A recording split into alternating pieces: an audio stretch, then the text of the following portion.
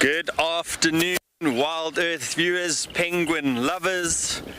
Welcome to another day at Penguin Beach. My name is Byron and I'm joined by my good friend, Mr. Igor Potgieter, behind the lens. Let's see those beautiful thumbs, Igor. Look at that beautiful double thumbs up. Alright, that is absolutely amazing. It is quite chilly today, but I did take my jacket off just so I could show off my bird is the word shirt. And you would have noticed that Jax did not have one during the virtual bird fair, and that is because I kept it for myself, because I am in fact the Twitcher. And I'd like to put a challenge out there today to everyone. I would like the viewers to send in your comments and questions. All you need to do is head over to wildearth.tv/questions or scan the QR code. And I would like to know from the viewers, what is the difference between a Twitcher and a birder? Whoever wins will get a double thumbs up from Mr. Igor Potgieter, and we can view those beautiful thumbs of his once again. Some say that he should be a hand model. By some, I mean Mal, our director.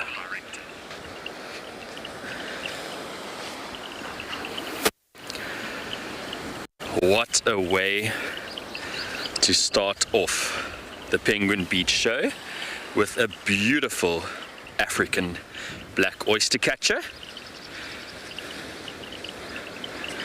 My favorite wader along the intertidal zone, the rocky shores, sand shores. I really enjoy observing this bird.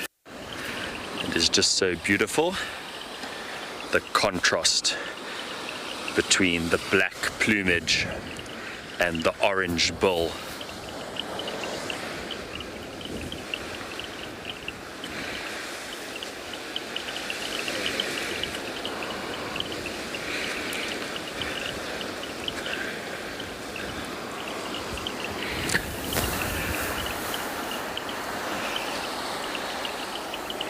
Holly, I can't agree with you more. That is one of my favorite parts of the oyster catcher, is that beautiful orange bill and also that beautiful orange fleshy eye ring, complemented by those orange legs. I really think that the difference between the plumage and those body parts really make this bird stand out. Well, its beauty stand out.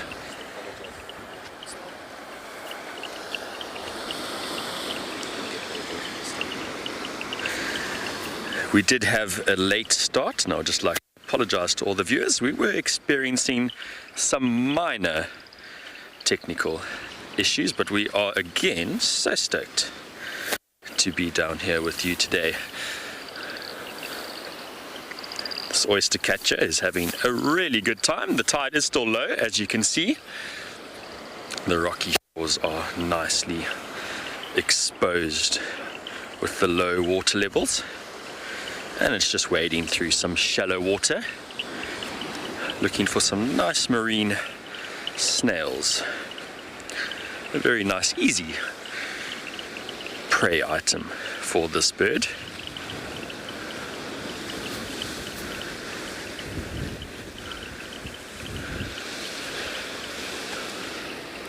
Hello Molly, I believe you are 6 years old. Welcome to the Penguin Beach show, and thank you so much for tuning in with us today. So that is a species of algae that is around the oyster catcher. So it is a plant, and it's commonly referred to as sea lettuce in this area. It is edible for us and for other grazers, but the oyster catchers do not eat it at all. But what's very interesting is that the oyster catchers prey, those marine snails that I was talking about earlier, graze on that algae, so they eat it. But the oyster catcher in turn eats the snail, which is the grazer. And the oyster catchers are very prominent, or they occur in high numbers, there's more and more algae, because the oyster catchers reduce the amount of snails there are to feed on it. So it actually pointed out something that's very, very important, and it shows how one species, like the oyster catcher being present, can have an impact on the environment overall by eating all the grazing animals. So thank you very much, Molly, and thank you for joining in the Penguin Beach Show and waddling around with us on this beautiful Saturday afternoon. You can see how nice it is to have such a long bill when the oyster catcher forages in the water, pushes its head nearly into the water, but it submerges its entire bill to look for prey. So that is a good advantage for it, and a very excellent tool that it has to exploit this type of environment.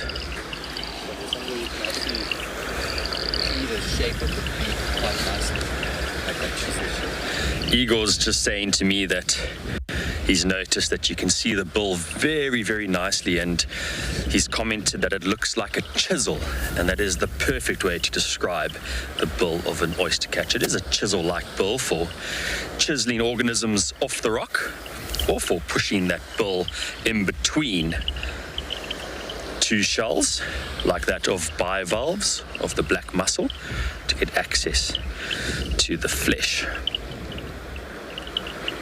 There's also a worm that occurs here called the Cape reef worm that lives in quite deep holes, and that bill is very, very good at extracting them. This does look like a female African black oyster catcher because the bill looks very, very long, and it is by itself. It's solitary at the moment. I'm sure that the other individual that we usually see with it is probably close by. Maybe it will fly in a little bit later in the show.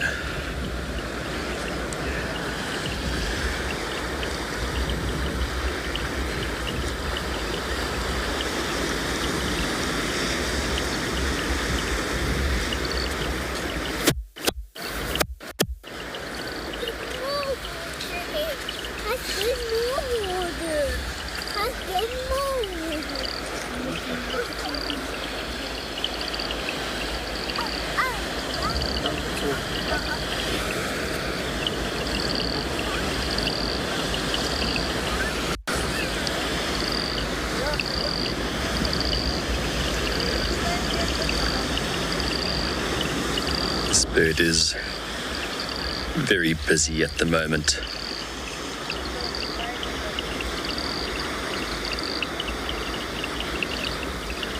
I would like to remind everyone that we are coming to you live, and this is a live broadcast. Igor and I are right down here at the left wing right now, so please send in your comments and your questions. Head over to the website wildearth.tv/questions, or just simply scan the QR code where it appears on your screen, and you'll be able to get in touch with Igor and I on site here.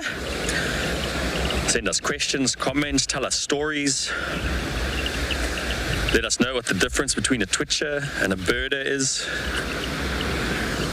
I really do want to hear it today.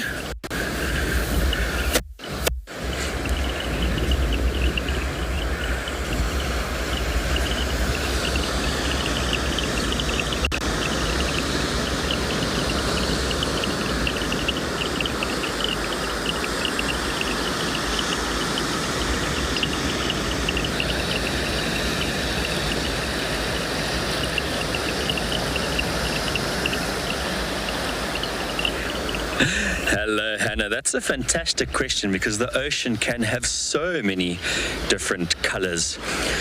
And when the wind blows extremely hard here out of the southeast direction, we like to say here in the Western Cape that the ocean looks like pea soup. So I don't know if you've ever had pea soup. My mom used to blend it for me because I didn't like to eat the vegetables whole. I like to have it pureed. So she used to blend it for me, and it always reminds me of my mom when I look at that ocean. It's like a big ocean full of pea soup. And that's because the southeaster blows and creates a lot of wave action on the water, and it stirs up all the phytoplankton or the zooplankton, so there's microscopic little animals, as well as algae and sediment, and that can make the water very, very dirty.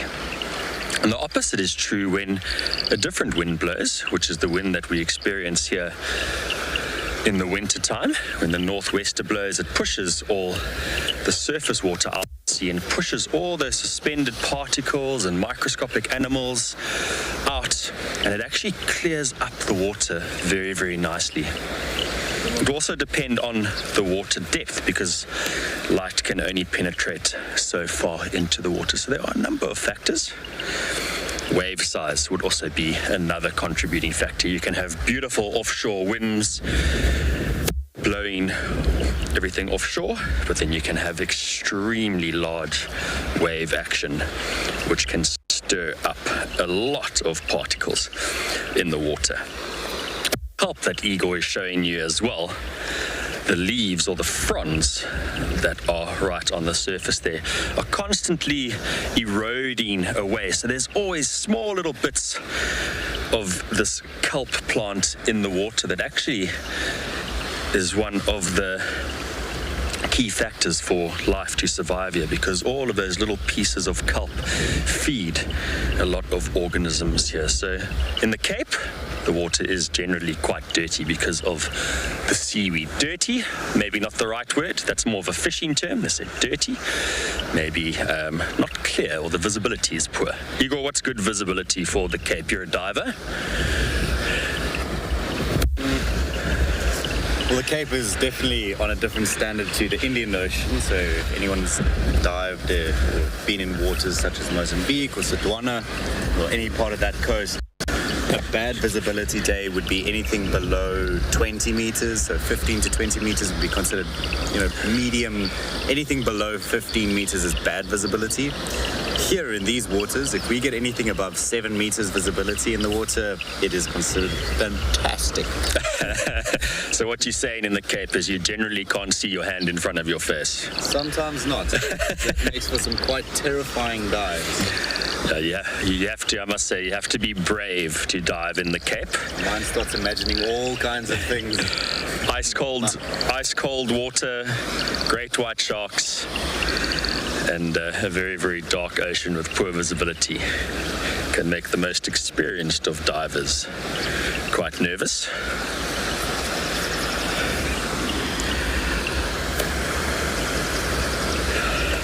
I really love the left wing just because of the diversity of bird life that we can find down here. And we are observing some Egyptian goose chicks from the new Golds family grazing on the algae that is exposed by the low tide. You can see they still have all their beautiful fluffy down feathers and are looking really, really cute. I would call the adults beautiful, and the chicks, I would call them cute. I don't know if the adults can be cute anymore after all the dog fights we've been observing at Penguin Beach, as well as at Djuma.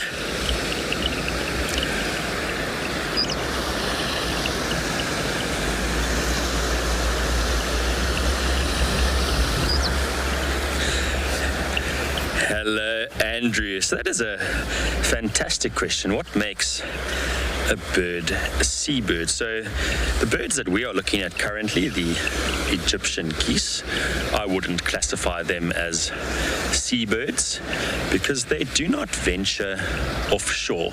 Yes, they do paddle around in the rock pools.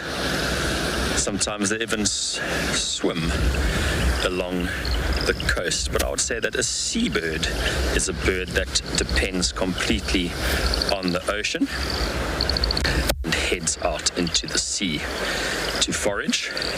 Most seabirds or marine birds also have specialized glands that help them expel excess salt and minerals from their body, which allows them to drink seawater. Even the oyster catchers, for example, can be found along estuaries. So I would call them a rocky shores bird. So Igor's pointing out that the little gosling is drinking salt water at the moment. Igor, you are quite correct. Some geese do have the same preorbital glands that help them to separate salt and minerals. But what I did notice yesterday, after all the rain and with all the fresh water around, the geese were more inclined to go and forage on the water. Interesting. To go and drink water from the freshwater sources.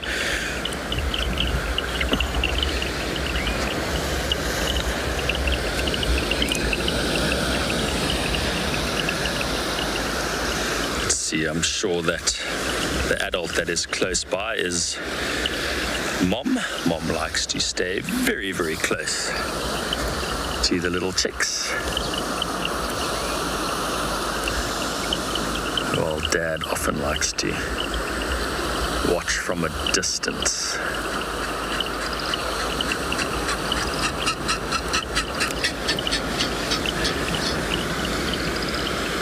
Okay.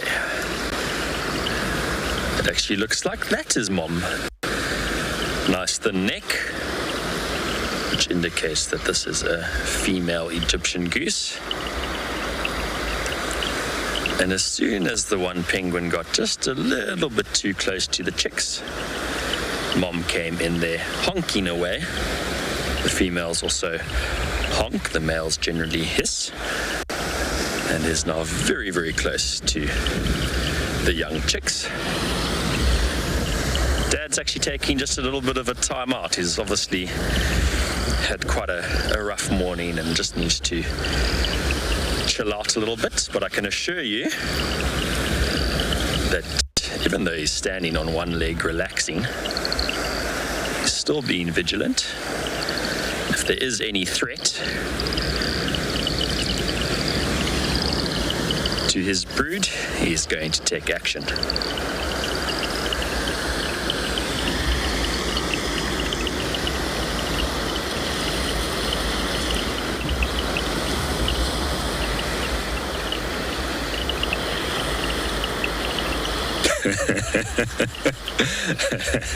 Mo.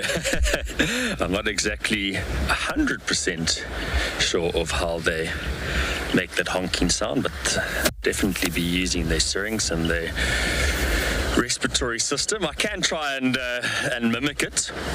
Let me see. I'm always bad at mimicking a bird I never have before. It normally takes a couple of practice goes. I'm always scared to start. Oh, no, that's a baboon. That's definitely a baboon. No. I don't think I can do it. I'm giving baboon calls. I don't think I can honk, Momo. I'm doing a baboon. Nope. Can't do it. Can't do it. What's the hiss sound like? Still can't. I don't know, Eagle. How can I hiss? That's so terrible. It's so terrible. I'm so sorry, everyone. I'm so sorry. My geese skills are terrible. Absolutely terrible. But what I can tell you is that I normally practice at home with my wife to perfect it. But I'm only really good at whistling bird calls, unfortunately. Thanks, Eagle. Thank you. I'm very, very happy to have that live. Intimidating. If they're trying to intimidate another goose or something, what is their body language like? Yeah, their body language, I can do their body language for you, but it's going to be like a silent movie, like from the old days. Wings are spread, head is raised up to the heavens, and they flap their wings a little bit just to make themselves look really, really large and puff their breasts up. And that's an intimidating display from an Egyptian goose. While honking or hissing, but we all know that I cannot honk or hiss because I start sounding like a happy baboon.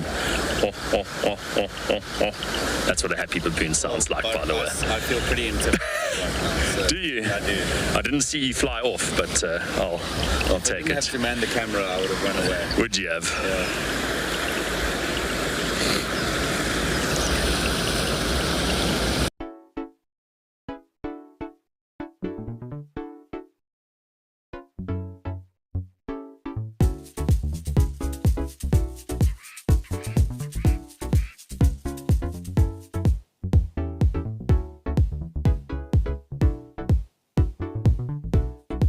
That whole safari live video just inspired me to fulfill my dream of becoming a safari guide as well.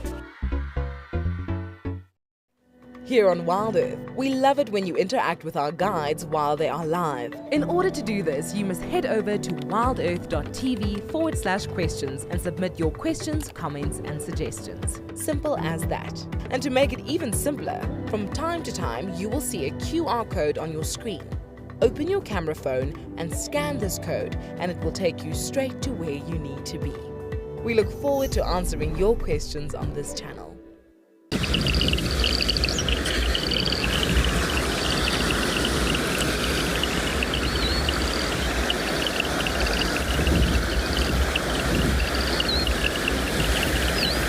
It's so cute.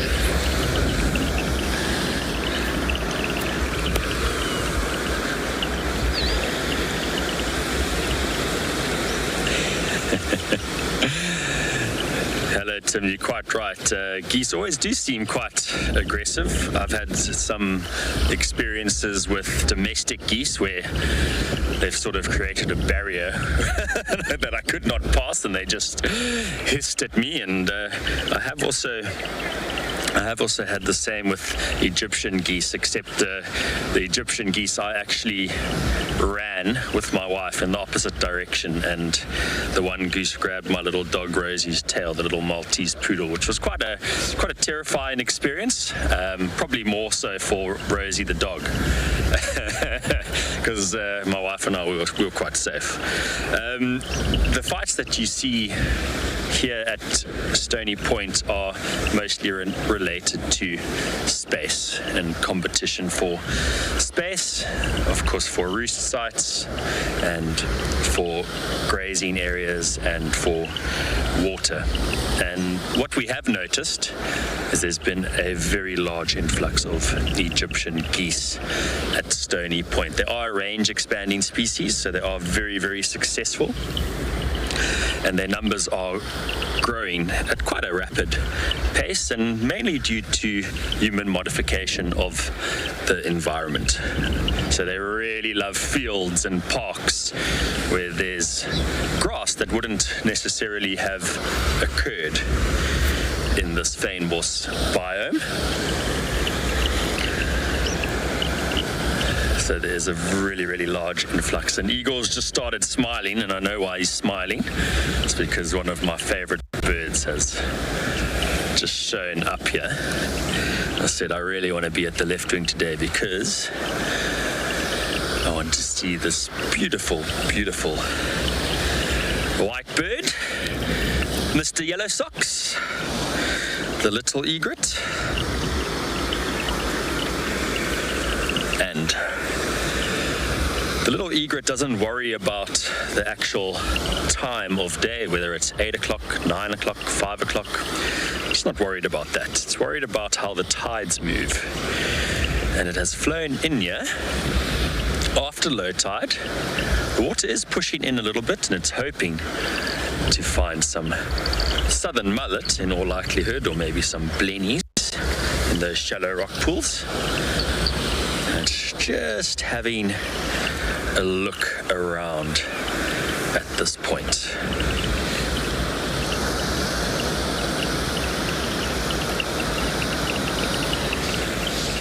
Yes, Tina, I'm so stoked that you love the little egret. I actually took my daughter, who's nearly 1 year old, I took her to a bird hide, and she was absolutely smiling at the little egrets that were wading in shallow waters hunting.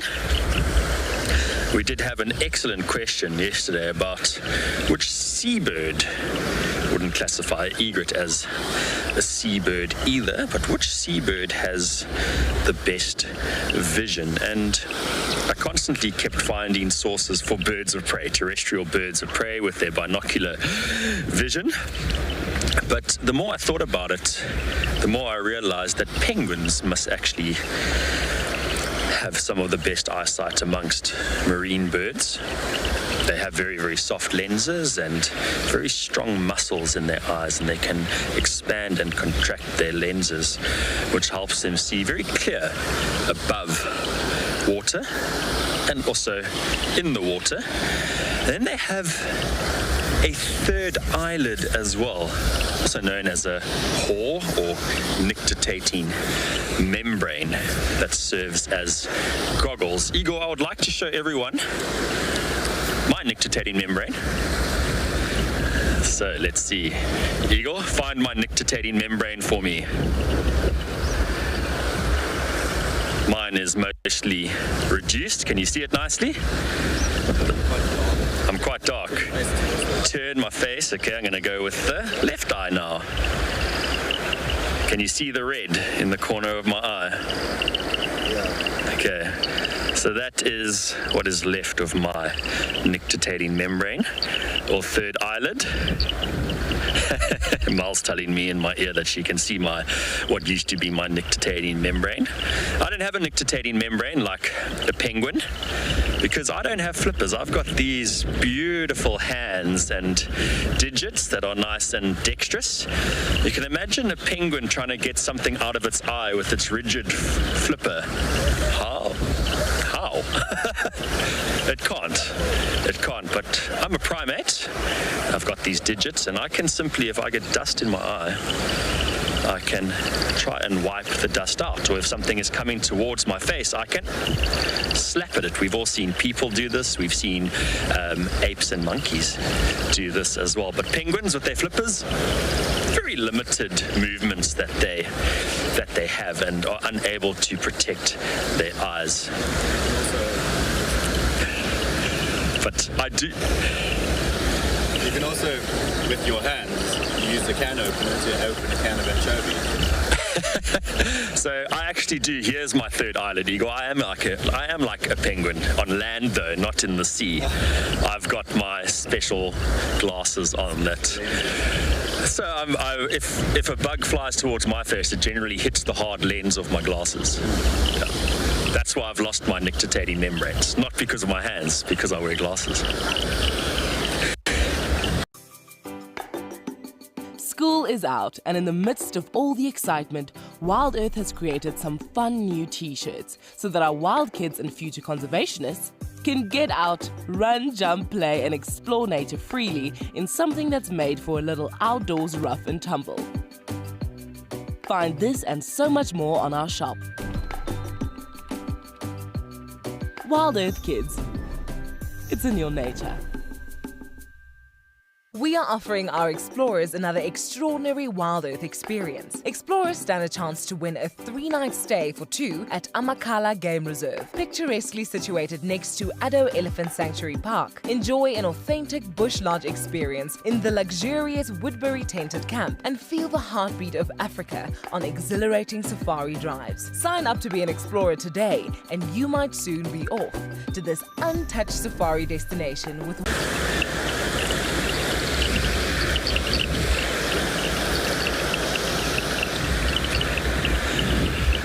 WildEarth are hosting a very special event called Schools Out from the 1st to the 5th of August, and we are going to be focusing on all the kids, and we would love to hear from you.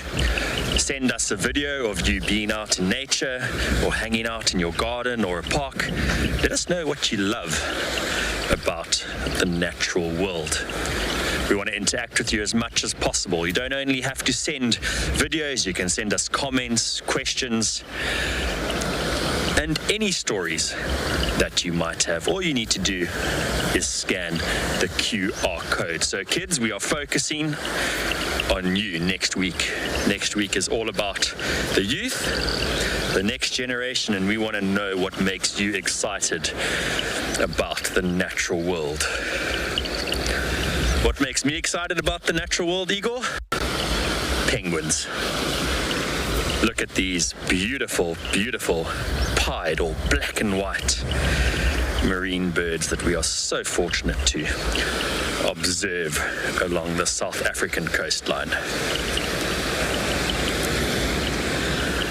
Just taking some time out in the day to relax and look after those beautiful feathers. I actually looked at a cross-section of a penguin's coat today. I'm sure most Wild Earth viewers do know Mish from the Djuma Private Game Reserve.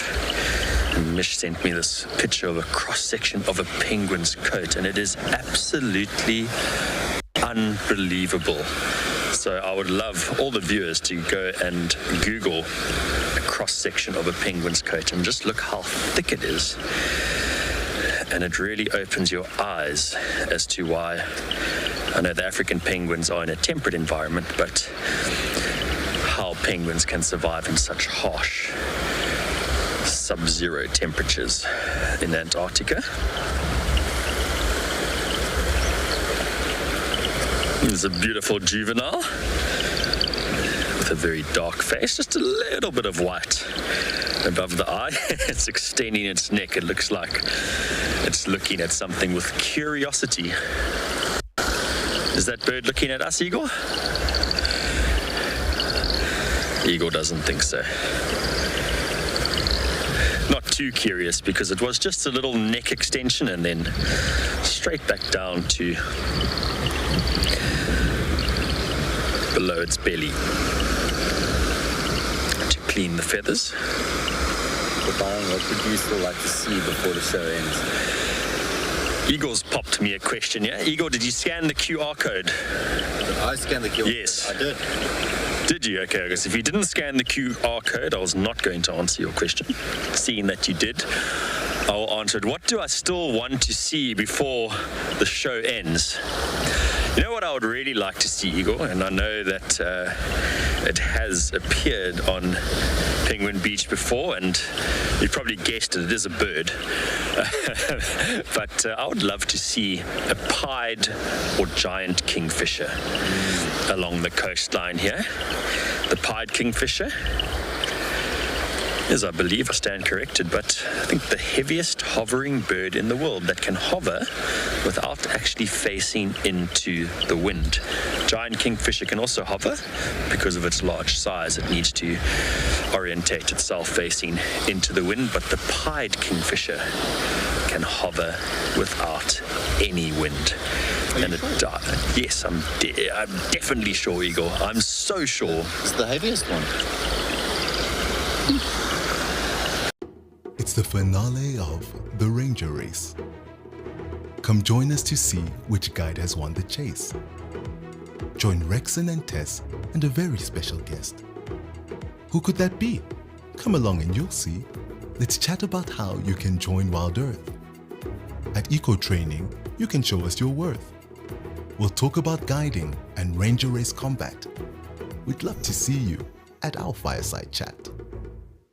The Masai Mara in Kenya, a remote landscape where wilderness reigns. Its inspirational beauty captivates the hearts of many around the world. This year, from August, WildEarth is leading a number of unique expeditions to follow Africa's greatest wildebeest migration here in the Masai Mara. And now, the remaining places have been discounted by 20%. Head over to our website to find out. And employ a bit more stealth.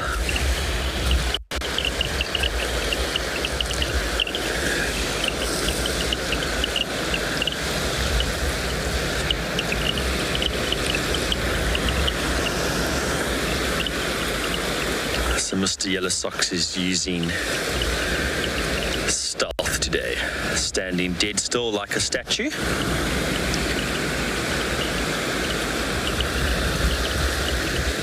Neck is tucked in nicely. And if it does see a prey item, it's going to extend its very, very long neck with that pointed bill on it to grab any prey that it sees.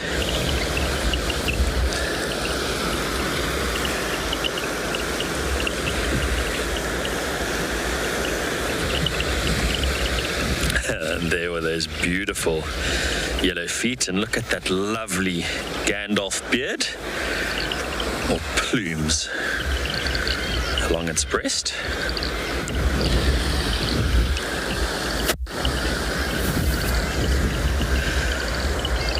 Look at that beautiful bird.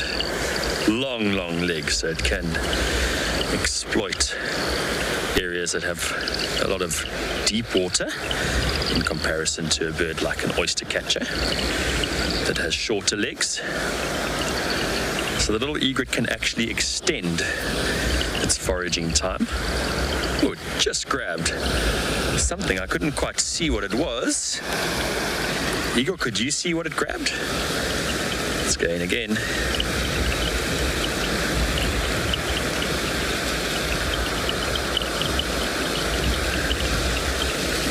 Did any of the viewers see what prey item this little egret grabbed? Took me by surprise, I must say. I'd been so relaxed for such a long period of time.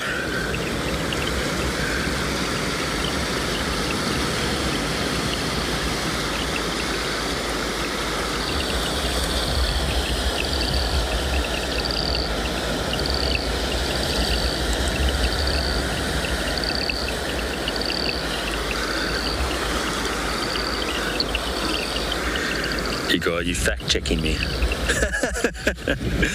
Little egret has jumped up onto the rock.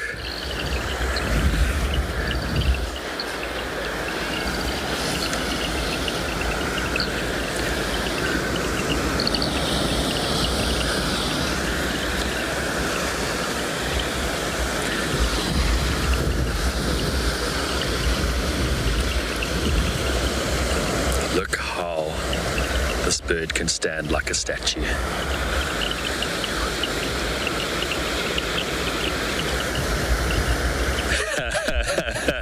Mr. Igor Potgieter, do you have any relation to the Vikings? Are you a Viking? Yes. Eleanor Igor says yes. He hasn't elaborated at all. He's just given yes. Full stop. It wasn't an exclamation mark. It was more just like a yes. Actually, no punctuation. No punctuation. Okay. Eagle's not using punctuation. Is that a Viking thing? Do Vikings not use punctuation? No, Vikings don't use punctuation. Okay. Good to know, Eagle. Thank you. Eagle's swinging us around. We're doing a 180. Look at those gloomy clouds hanging over the west of Stony Point. Quite dark and ominous, but it looks like it's going to go past us.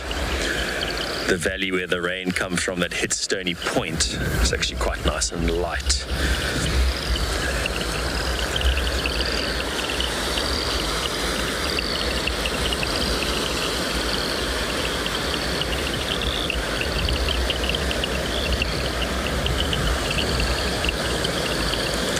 See it lightening up behind us as we orientate a little bit further to the, I wouldn't really say north, but he is tracking north to a certain extent. Okay, Igor's got very excited because he has found a kelp gull in flight. You'll notice that it looks quite a lot different. It is a juvenile kelp gull. So a young bird hasn't reached the age of 4 years old yet. They attain their adult plumage when they get to about 4 years old. So this bird's likely to be around 2 years old. Is it a kelp gull? It is indeed. Eagle's asking me if it is a kelp gull. It is 100% a juvenile kelp gull. Isn't that funny gull we were looking at yesterday?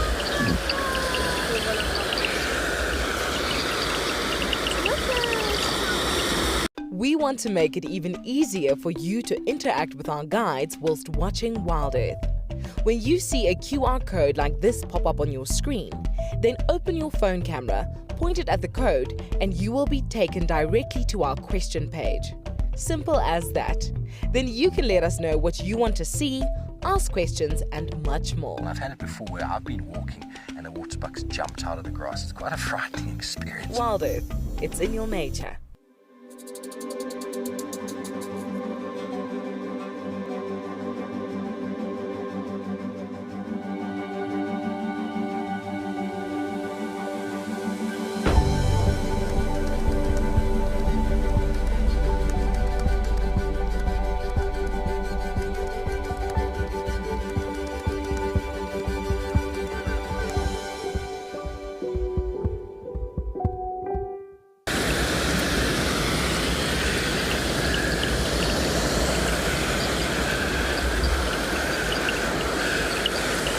So the ocean is quite wild and woolly offshore, but the inshore area very nice and chilled. Eagle, the oyster catcher has actually moved out of the intertidal zone and has come onto the sandy beach as the tide pushes. Eagle's got a fascination with gulls at this point because yesterday he saw a gull that looked like it had a white bill. So every single gull that Eagle is looking at now, he's pointing up at the sky and he's hoping that he can identify a different species of gull other than the three that he has seen here. But look how interesting this is. The behavior of this African black oyster catcher has changed as the tide is pushing. I'm not actually 100% sure what the time is at the moment, but high tide is at 4:30, so I think we're past mid-tide already. And as the rocky shores are getting covered by water, and the rocks and all the organisms that inhabit the rocks are not exposed anymore, the oyster catcher has ventured up onto the sandy beach, being watched by a beautiful double-banded penguin and chased away. If you have to go there where that oyster catcher is currently foraging,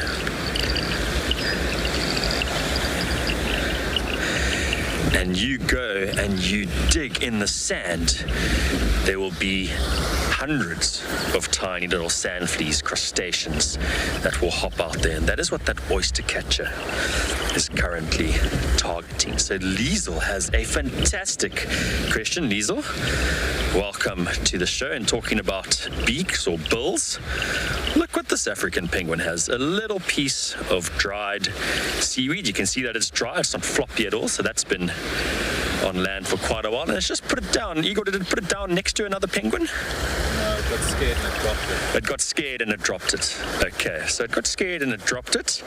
But this individual picking up nesty material like that could be indicating that it wants to start building a nest. So Liesel's question, let's not get distracted. Birds have different shapes and size bills, and it depends on the environment that they live in and what their prey items are. So let's have a look at the African penguin's bill. Relatively long, extending beyond its eyes. And if you look very closely, there's just a little bit of a gap right at the end of the bill, but there is a little hook there.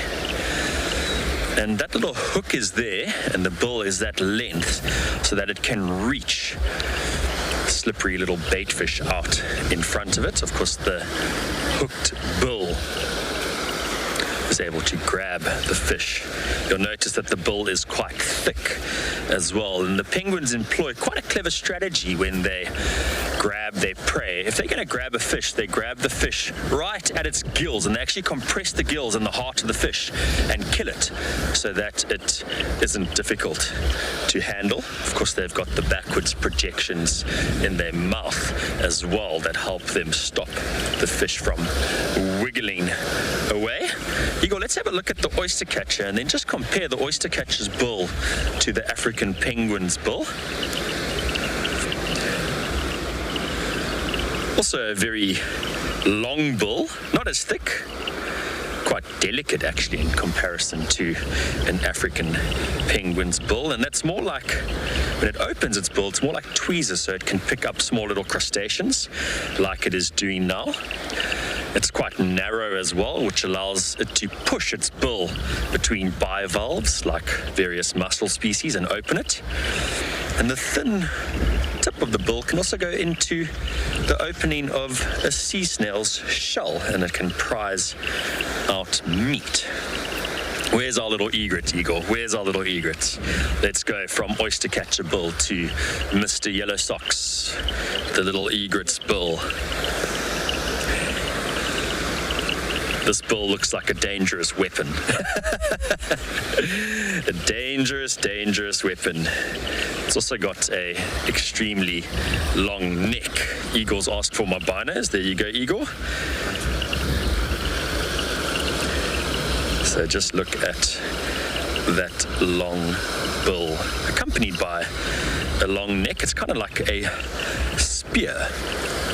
And this bird has to be extremely quick when catching its prey, so it will extend its neck when it sees a prey item, and that long bill aids it to grab fish very, very quickly and quite far in front of it.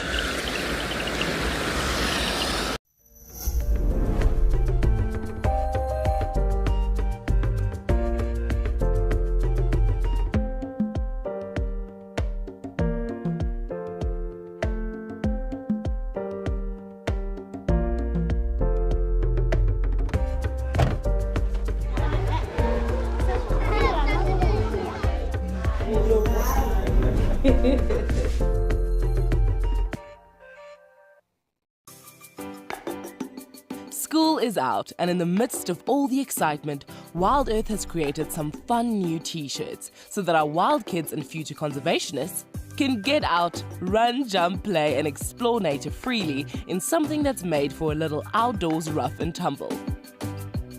Find this and so much more on our shop. WildEarth kids, it's in your nature.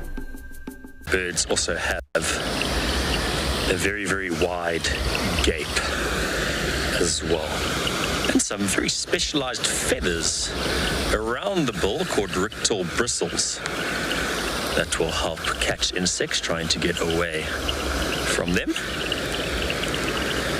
We do have just a little bit of rain falling. We'll keep everyone updated if it comes quite heavy, but now it's just dropping.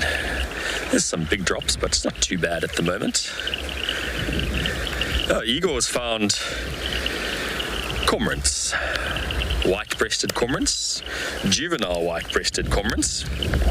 You can see by the brown on their breast. They've also got very long bills, so they are also fish-eating birds mostly. They've also got very long necks, but those bills are very thin and allows cormorants to actually put the bills between rocky crevices, and especially in the case of the bank cormorant that likes to prize out crustaceans like lobsters out from between the rocky environment like it is here at Stony Point. Okay, not as brave anymore. I don't have my t-shirt on. I'm starting to jack it up as the rain comes in and it gets a little bit cool, and Igor's just trying to protect the camera. So we're going to stay with everyone as long as we can because we want to close out this show. It's been such a fantastic show thus far.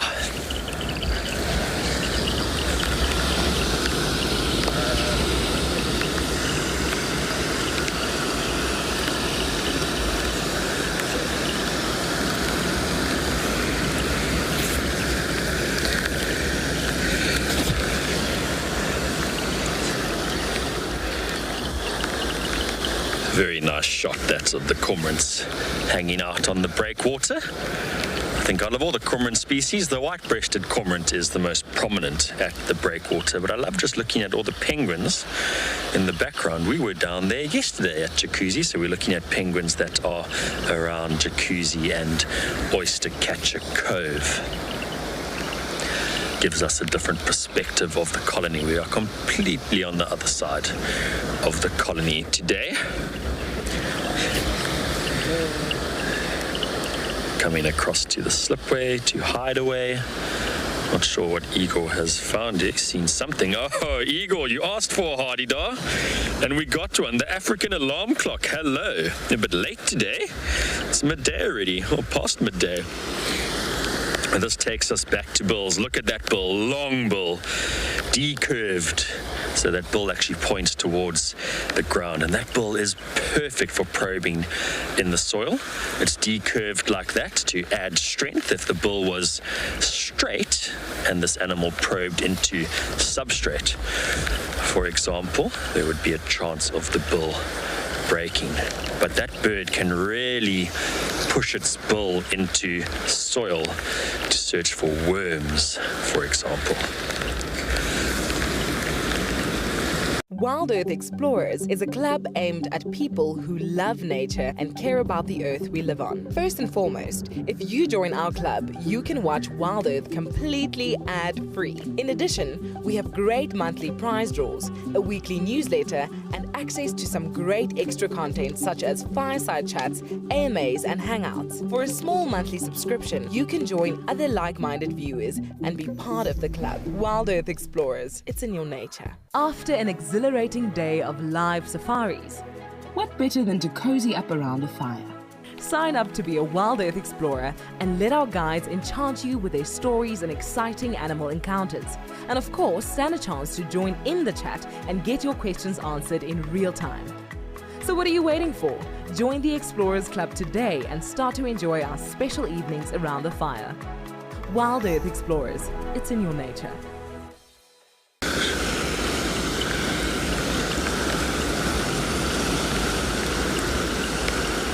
Just like the Egyptian goose, the Heidi da is also a range-expanding species that have benefited from the construction of fields. Often see them on sports fields, especially on cricket grounds during matches. And they often become famous on live TV, kind of like this one.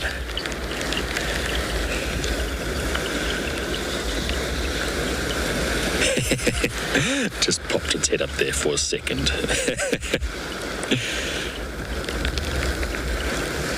And see, it's focusing in the same area, not moving too much, so just probing in the soil. They don't have to see prey. They can feel prey and they can smell prey. So they do have tactile sensors and chemical sensors right on the tip of that bill. So that's quite cool. You don't have to see your food before you eat it, although I must say I don't even like eating in the dark. I like to be able to see my food, so I don't know if I would want to be a Heidi da. You don't know what you're going to get.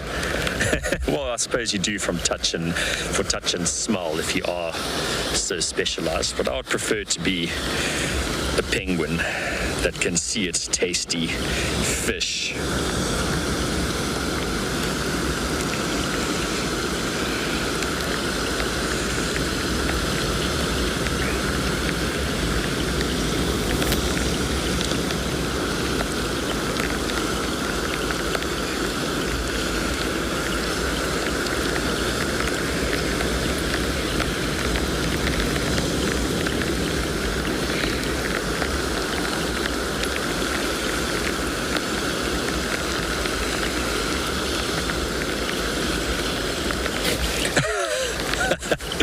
Yolanda, thank you so much. A hoot, although I can't hoot or honk or anything like that, but I do appreciate it. You can see that the rain is starting to come down and I am no longer in my awesome Twitches shirt. I'm now in my standard jacket for Penguin Beach. It is nearly safari time and Rexon is back, and Rexon is going to be looking for some lions. I know that Steve is on foot as well. It's always exciting, and Steve Igor's using my top to cover the camera.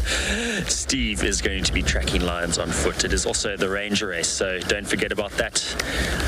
the naturalists are going to be up against one another.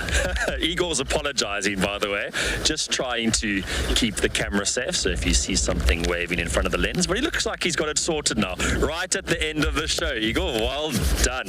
Well done. From myself and from Igor, it's cheers for now, but we do have a special surprise tomorrow. There's going to be a new face on Penguin Beach. Enjoy it. And happy weekend, everyone.